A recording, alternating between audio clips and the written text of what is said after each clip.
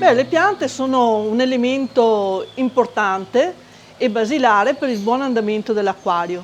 Per farle vivere bene abbiamo bisogno di prodotti specifici che consentono alle piante di vivere e di abbellire il nostro acquario e di rendere il nostro acquario adatto alla vita dei pesci, perché ricordiamo sempre che le piante fanno ossigeno nell'acqua, per cui prendono i composti azotati dei pesci e li usano per crescere e fanno ossigeno. Usando dei prodotti mirati possiamo ottenere una buona crescita delle piante e questo contribuirà al buon andamento di tutto il sistema dell'acquario.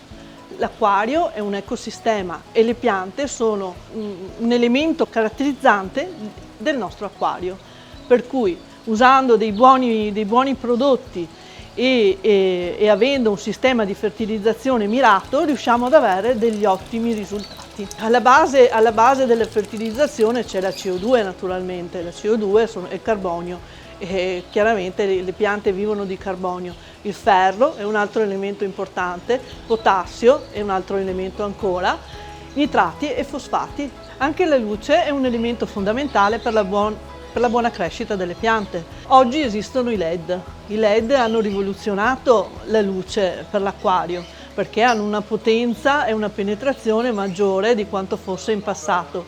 Per cui ci sono delle ottime lampade che contribuiscono alla crescita delle piante. Anche il tempo di esposizione alla luce comunque deve essere sempre misurato e concordato, diciamo, sul tipo di piante che vogliamo far crescere. Per cui per esempio le piante rosse hanno una maggior necessità di luce, mentre quelle diciamo più facili ne hanno un minore, però mai al di sotto delle 6 ore.